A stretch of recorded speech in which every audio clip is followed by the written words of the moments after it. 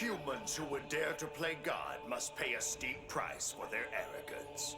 That is the way of the universe, the natural order imposed by the very thing you claim to worship. That is truth.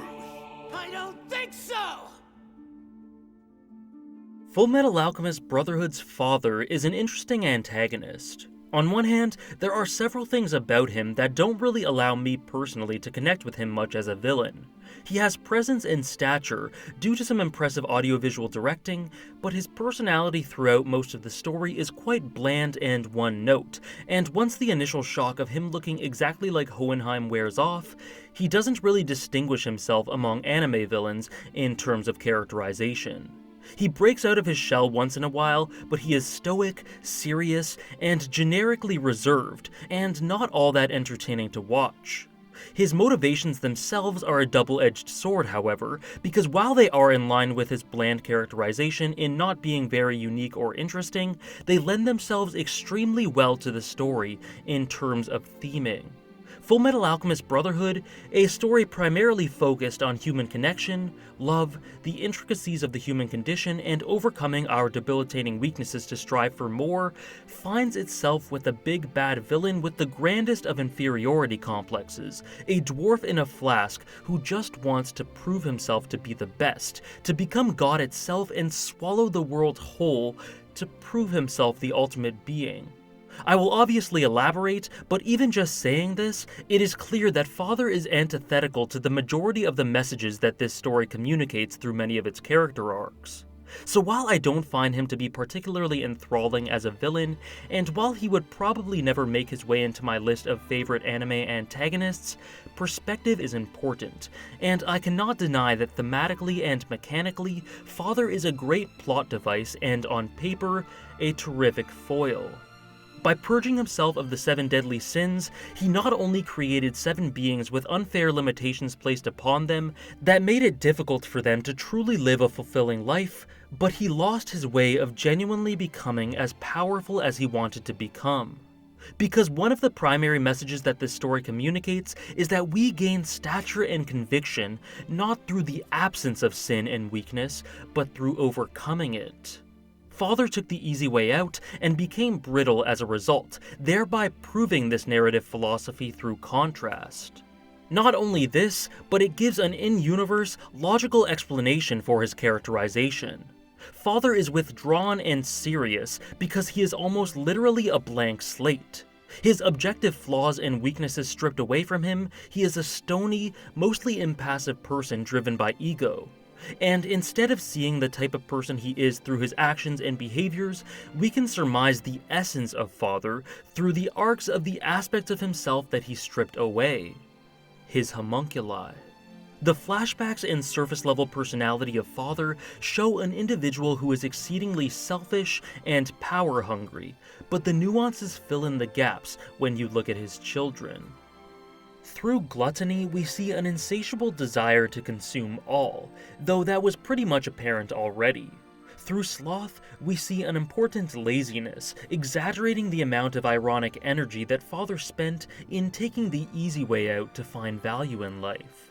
Lust shows his postured insecurity through her sadistic joy in showing her superiority over humans.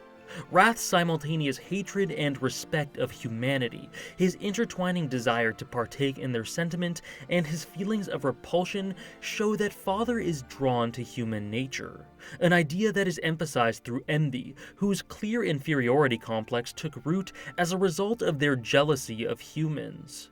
Pride harbored a grudging respect for the love and connections that the humans shared, and greed was only greedy in order to fill the hole in his soul that could only be repaired with friendship. It all paints a cohesive, lonely picture of someone who longs to be human, but covers it up due to a fear of being hurt. Their flaws are his flaws, their yearning is his yearning. It's a very interesting way to characterize Father, and it is pretty subtle in presentation. Father convinced himself that he didn't need anything except power to be whole, but failed to see, or was scared to see, the possibility of any other value in life. So as the cast's growing maturity and togetherness gathers force as the story progresses, Father experiences the opposite in terms of psyche. a gradual decline, an unwinding. It is not incorrect to say that Father is very immature, petty, and small-time, with motivations both narrow-minded and radically selfish. He was running on egotistic fumes, so it's no surprise that by the end he completely loses it, with no goal in mind except self-preservation for reasons he is not even sure of. Despite the huge scale, Father's story is not epic or abstract or complex. It is essentially one gigantic temper tantrum, and it works extremely well.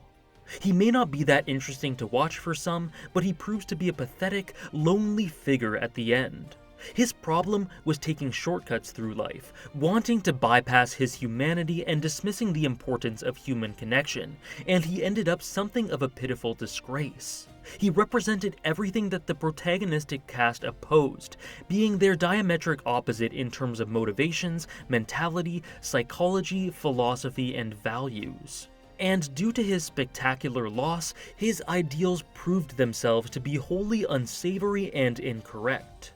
It is ironic that the man who nearly destroyed the entire world was the one who thought the smallest, ending up being both a lamentation of those who live without love and a structurally pristine way to drive home the main points of the story. He wanted too much. Not in the sense that the improbable is unachievable in this story, but that it is impossible if you go about it the wrong way and ignore the fundamentals of life. Like a dog chasing cars, he knew what he wanted, but likely had no idea why he wanted it. Possessed of an idea, he lost all essence of humanity and failed to realize that fulfillment is only achievable with the parts that he casted away. For the in-universe reasons I proposed earlier, Father is more of a backboard to accentuate the themes than a strong personality or a genuinely impressive figure, and Arakawa knew what she was doing when crafting him. Some, myself included, may feel like this does not make him incapable of being improved upon. He is not a great character in a vacuum, and as I mentioned, there are a good few drawbacks to writing this sort of personality. But characters are not to be judged in a vacuum, and Fullmetal Alchemist Brotherhood is undoubtedly benefited by the presence of the dwarf in the flask. What is humanity, and by extension, what is life itself without its flaws? Bland, boring, unfulfilling, flat, kind of the way people sometimes feel about Father as a villain. Many thanks for watching. You were incapable of believing in yourself. You stole your power from others. You rejected your human origins and chose to covet the power of what you call God. You never grew beyond your days in the flask.